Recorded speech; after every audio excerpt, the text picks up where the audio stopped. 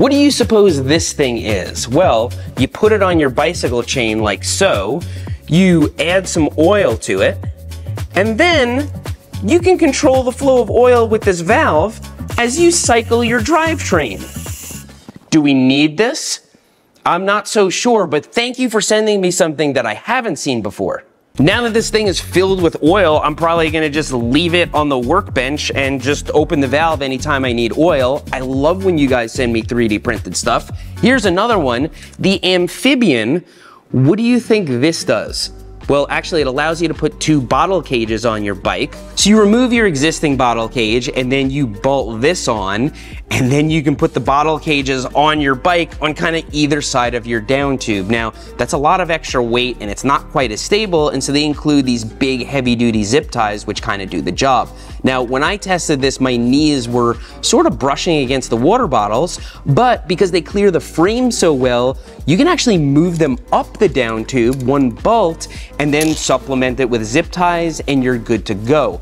Now, I don't know if I would do like World Cup downhill on this, but for bike packing or just laying down miles, it allows you to bring a lot of extra water. Yes, it is 3D printed, but it's made of TPU. It seems like it would hold up. Now, they sell this on their website for $30 or 4 interest-free payments of $7.50. That's kind of in line with homemade stuff. I think this is gonna be useful for some people, maybe not for me. I would be worrying about all that weight if I was doing something really rough or doing heavy downhill. But like I said, for those other applications, this is a pretty cool product and an interesting idea. Now, if you notice, I was using this thumb driver when installing that bottle cage, and actually Truman from Park Tool had to send this over and ruin my life because I was really enjoying my 3D printed thumb driver that I created and the nub hex that one of my subscribers created. And now I have a thumb driver that is much nicer than either of them, and I am inclined to use it. This one is very heavy. It's got a lot of weight to it, and it's got a magnetic bit holder, so when you change bits, they just click into place. But actually, that's not all it does. The other side is square. This is for a tap. And so I have my M5 tap in this one. I always use this to just clean up threads or whatever. And so for light duty tapping, this thing's always ready to go. And I could see getting a few of these and just leaving the tap in it ready to go. Or you can just pull it out, put a bit in the other side, and use it for tight spaces on a bicycle. Now, as I said, these are really nice. They're quite heavy, they're knurled, magnetic, there's a set screw for the tap, it has everything you need. But they're also $27 a piece. That seems kind of steep for a little chunk of metal, but I would expect nothing less. It is really nice, and if you're gonna use this for years and years, it's probably worth it. Or you could get a bunch of these nub hexes for a lot less, or 3D print one of these for about 15 cents. What do you suppose this is, and what does it have to do with bicycles? Well, I'm gonna show you in a second, but first I wanna tell you a story. So I have an Airbnb called the Berm Peak Ranger Station, and I have lots of guests that stay there to go mountain biking. We had something happen in the neighborhood and we were trying to get in touch with the guests and they wouldn't pick up their phones. 5 hours later, they messaged us back and they said we were having some family time away from our screens. And I thought, let me get something for the Ranger Station to make that easier. And here it is. These are apparently very popular. It is a lockbox that keeps you away from your cell phone. You set a timer and it doesn't open up until the timer is done. So there's a little screen over here and of course a box. You put your cell phone inside of it, you close up the lid, and then you turn this little dial, push it down, 5, 4, 3, 2, 1, 0.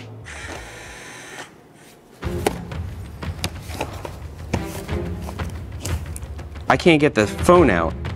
I have something really important that I have to do with this phone and I can't get it out. So what do? There is no built-in override. If there was an override, you would use it to cheat and get your item. Instead, you must wait until the timer expires. Oh, it just reset itself for 9 minutes. It just punished me for that. This thing is hardcore. Now, they make a whole bunch of different versions of it. They have a transparent one so you can see what's inside of it and get even more tempted by it.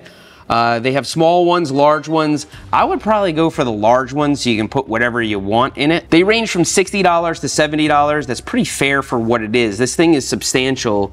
What am I gonna do until it lets my cell phone out? Okay, do you remember what shape that is?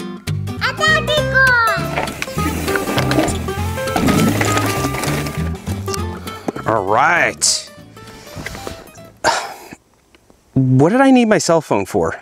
Again. This next product is a tailgate pad made by Tribe, and I bet you've never seen one like this. It's magnetic. That's why I'm not showing it to you on my truck. My tailgate is made of non-ferrous metal. It's got big neodymium magnets inside of it. They're strong and they hold it on, but the backside of this tailgate is plastic, and so if there's no bicycle on it, it's probably gonna fly away in the wind, but that doesn't matter because you can just take it off and throw it under your seat or use the magnetic plates they supply. So they provide these metal plates, so assuming you're gonna use this a lot and you're gonna take it on and off, you can stick this to the inside of your tailgate. You could also stick one to the outside. If I had a black tailgate, I would be tempted to do that because you probably wouldn't see it very much, but I have a white tailgate. And that's why we're demonstrating this on Pat's truck. This is $120, which is kind of the going rate for weird premium half tailgate pads. I like being able to take a tailgate pad on and off because actually it's usually a pain. You're fussing with straps underneath it and just trying to finagle the thing when you just want to be able to take it off and wash your car. This you can take off really easily, and the quality is quite good. It's made of ballistic nylon, it's got plenty of padding, and it has a very nice design. This one is camo, and I believe it's reversible, so we can just make it black and it still has that nice Tribe logo. They have other styles available as well, and I gotta say, I've never seen a tailgate pad like that. Now, tailgate pads have transcended bicycles. You can actually use them for lumber, surfboards, whatever you want. And this one's nice because it doesn't have any straps or markings on them. A lot of people strap their bikes down to their tailgates. I kind of don't. I've had some close calls, but usually it'll just kind of stay in place. They do offer some loops over here if you do want to strap down your bike, but at the end of the day, it's a couple of magnets that are holding it onto the tailgate. Ever seen an adjustable wrench like this? You might have. Knipex makes them and they're like $80. This is the Feedback Sports version and it's actually quite good. You can see it opens and closes straight. It's not like a normal channel lock. And then you can push this little button and adjust the size. And there's no knurling or anything on here. It's completely smooth, so it doesn't actually wreck the nut that you're trying to turn. Now, what's nice about these, especially if you have a travel toolkit or something like that, is you kind of have pliers and a wrench all in one. You would never want to use pliers or a channel lock or vice grips on a nut because you can ruin it quite easily. This is much better in that regard. So if you put it at the smallest setting, now you can kind of grab things, grab a little piece of cable, pull things, then you can actually see what setting it's on for the nut. So if you want a 10 millimeter, you can move it to the 10 millimeter section right there, and then it will open and close and grab it. To me, this is preferable to an adjustable wrench of this size because A, it can do a whole lot more, and B, it's just easier to clamp down on the nut. When I use an adjustable wrench, I'm kind of wiggling it around, loosening it and tightening it as I turn the nut because I don't want to round it out. These are just so much easier to open and close and not wreck your nuts. Feedback Sports calls these parallel jaw pliers, and they're on Amazon right now for 50 bucks. That's pretty good compared to the competing products in terms of pricing.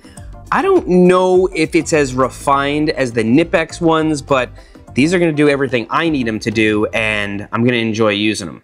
I gave, let's call it a critical review to this pump over here. It's marketed as a bicycle pump, and the company sent it to me. They presumably thinking they're gonna get a whole bunch of exposure on one of the largest bicycling channels, and they apparently didn't do any research into people who ride bicycles before they sent that, because this thing is a mess. The pump's default state is Schrader, just like any of their automotive pumps, and then they give you a little chintzy adapter. And then there are a bunch of PSI settings for road bikes, e-bikes, mountain bikes, and they're all wrong. And so, yeah, I tore this thing apart. I didn't get a message or anything, but they seem to be thirsty for more because they sent me another pump. Let's see how this one goes. Now, I did say to be fair, that the build quality of that pump is really good.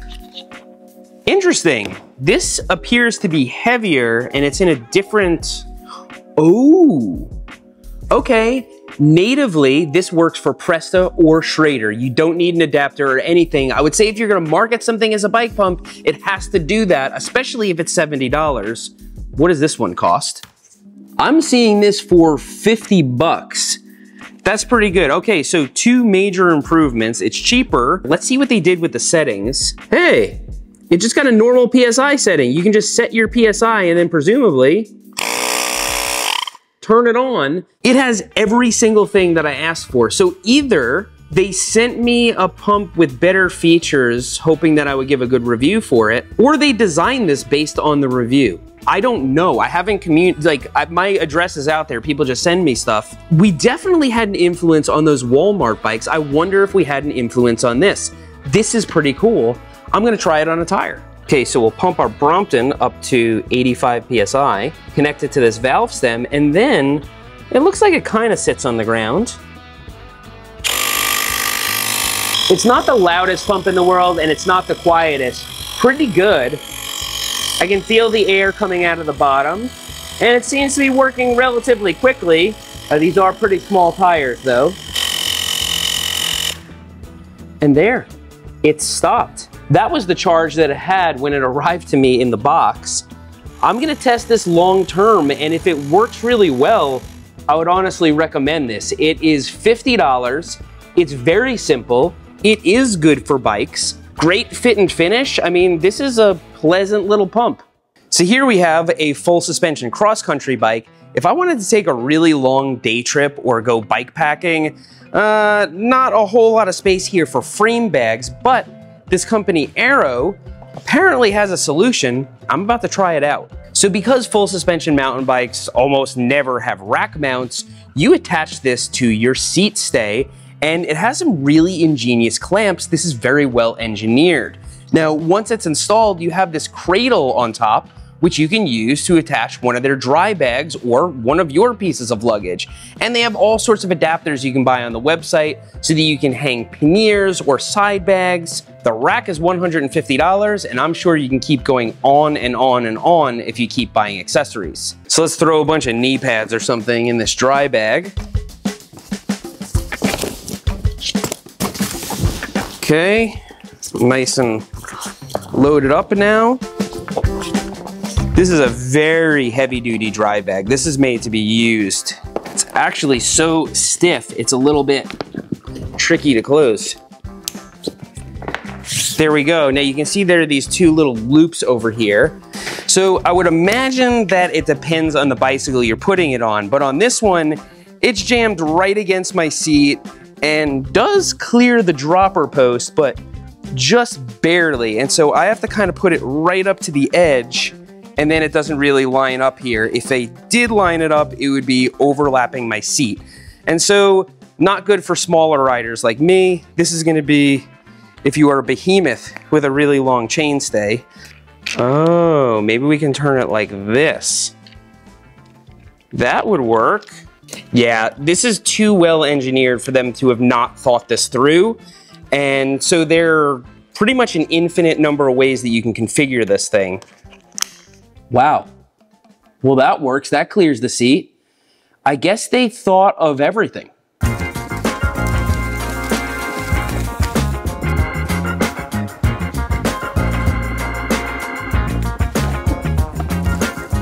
So there are loads of other gear carrying solutions for mountain bikes, but this is a joy to wrench on. It's really, really well designed, seems secure. Is it gonna add a bunch of unsprung weight to your rear linkage? Oh yeah, absolutely. If you're concerned with that, maybe bike packing on your mountain bike is not gonna be for you. But if you do wanna carry gear, they seem to have it all, and if you don't use their proprietary dry bags, you could probably strap down a backpack or whatever you want. And no matter what kind of mountain bike you have, you could probably get this to fit because it's so configurable. Whoa, what's that? Oh yeah. Huh, timer's up. All right. Well, I hope you had fun looking at some products with me today. I hope you learned something, and if you didn't, I hope you were at least entertained. Thanks for riding with me today, and I'll see you next time.